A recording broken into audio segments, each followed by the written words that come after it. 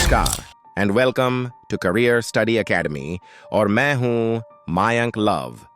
Now आज के समय दुनिया भर में एक धमाकेदार जियोपॉलिटिकल न्यूज सुर्खियों में है। भारत और अमेरिका ने एक नया 10 साल का डिफेंस पैक्ट साइन कर लिया है।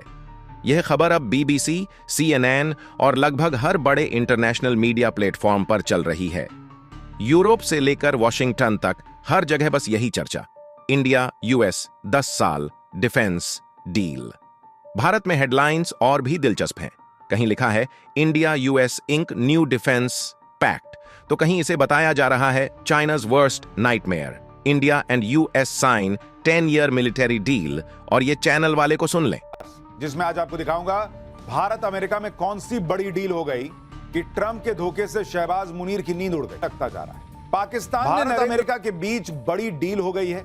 इस डील से पाकिस्तान में हड़कंप मच गया है। मोदी के एक फैसले से मुनीर का खेल कैसे खत्म हो रहा है, ये सवाल उठ रहा है। इस बार की दिलचस्प बात यह है कि यूएस के सेक्रेटरी ऑफ वॉर पीट हेग्सेथ भारत आए भी नहीं। राजनाथ सिंह उनसे मलेशिया में मिले, वहीं बैठकर अगले 10 साल का एक्सटेंशन साइन हो गया।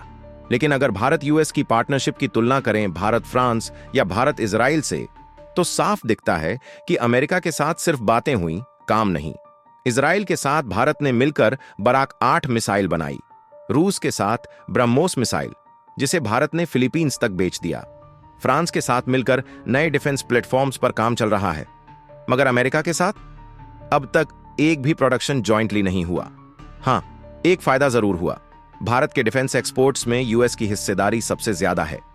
आज भारत के कुल डिफेंस एक्सपोर्ट्स का 50% हिस्सा सिर्फ अमेरिका को जाता है। इसमें aircraft parts, bullets, helmets, wastes सब कुछ शामिल है। यानी अमेरिका भारत की सबसे बड़ी डिफेंस मार्केट बन चुका है। लेकिन यह रिश्ता उतना ही नाजुक भी है, क्योंकि अगर कल को ट्रंप दोबारा सत्ता में आकर कह दें कि जो देश रूस से ऑयल खरीदते हैं उनसे हम डिफेंस सामान नहीं लेंगे, तो भारत के लिए बड़ा झटका हो सकता है। तो कुल मिलाकर यह 10 वर्षीय रोड मैप जितना लंबा दिखता है उतना ठोस नहीं है।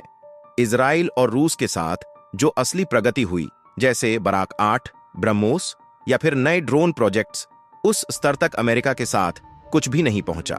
हां, यूएस मार्केट से भारत को जबरदस्त फायदा हुआ है और यह बात माननी पड़ेगी।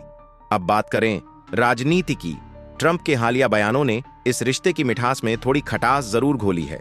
उन्होंने कहा था कि इंडिया की इकोनॉमी डेड है और ऑपरेशन सिंदूर के वक्त पाकिस्तान के पक्ष में कई प्रोपेगेंडा बयान भी दिए।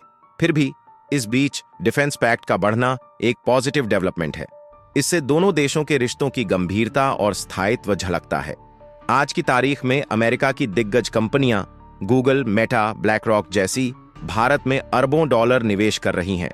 गूगल की $15 बिलियन की इन्वेस्टमेंट, मेटा की जियो में हिस्सेदारी और ब्लैकरॉक का रिलायंस के साथ कोलैबोरेशन, यह सब दिखाता है कि इंडिया यूएस इकोनॉमी अब एक दूसरे में गहराई तक जुड़ चुकी है। तो फिलहाल भले ही ट्रंप आज भारत के खिलाफ बयानबाजी कर रहे हों, पर आने वाले वक्त में अगर कोई रीजनेबल और स्टेबल अमेरिकी नेतृत्व आया तो इंडिया यूएस रिलेशन और ऊंचाई छू सकते हैं। यहां तक कि ट्रंप भी अपने आखिरी कार्यकाल में खुद को प्रो इंडिया दिखाने की कोशिश कर सकते हैं, ताकि जो डैमेज हुआ है उसे रिपेयर किया जा सके। इसलिए अभी के लिए यह कदम एक स्मार्ट मूव है, जिसके फायदे और कमियां दोनों हैं।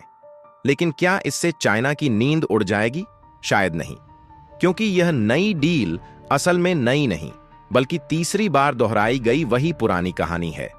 जब तक इस पैक्ट के तहत जॉइंट प्रोडक्शन जमीन पर नहीं उतरता, तब तक चीन को डर नहीं, बस मजाक ही लगेगा। हर दिन दुनिया तेजी से बदल रही है। कहीं युद्ध की तैयारी हो रही है, कहीं ब्लैकमेलिंग चल रही है और कहीं बड़े फैसले चुपचाप लिए जा रहे हैं। ऐसे वक्त में भारत की रणनीति, विदेश नीति और सुरक्षा से जुड़े हर पहलू को सही नजरिए से समझना बेहद जरूरी है। और यही मकसद है हमारे चैनल करियर स्टडी एकेडमी का। लेकिन यह मिशन आपके सपोर्ट के बिना अधूरा है। अगर आप चाहते हैं कि हर बड़ा जियोपॉलिटिकल अपडेट साफ, सटीक और समय पर आप तक पहुंचे, तो चैनल को सब्सक्राइब करें और बेल आइकन जरूर दबाएं। आपका एक सब्सक्राइब हमारी सबसे बड़ी ताकत है। हृदय से धन्यवाद। जय हिंद।